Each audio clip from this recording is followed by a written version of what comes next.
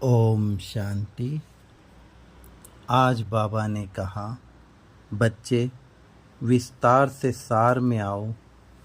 अभी भी कभी कभी आप बहुत विस्तार में चले जाते हो, इसलिए अब आपको मनसा वाचा कर्मणा अर्थात संकल्पों में भी कोई बात आती है जिसका आपको निर्णय लेना है, तो सार स्वरूप में वह कार्य कर उसे बिंदु लगा दो। इसी तरह वाचा में भी उतना ही बोलो जितना आवश्यक है। यदि आप किसी से कोई बात कर रहे हो और वो बात लंबी करता है तो आप बाबा बाबा करते रहो। इससे वो आत्मा भी शांति की अनुभूति करेगी और धीरे धीरे चुप हो जाएगी। और इसी तरह कर्मणा में भी करना है।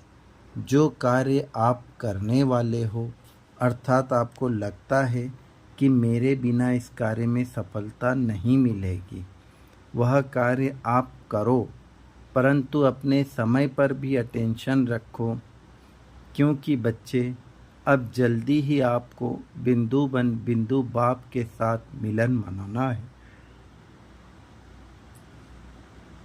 विस्तार को सार में लाने के लिए एक तो परखने की शक्ति और दूसरा समेटने की शक्ति चाहिए।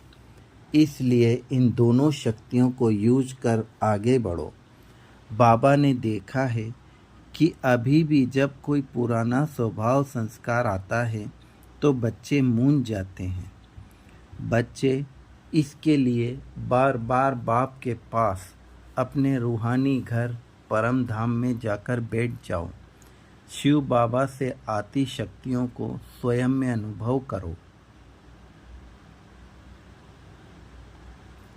जिससे आप शक्तिशाली हो जाओगे और अपने पुराने स्वभाव संस्कार पर जीत भी पा लोगे।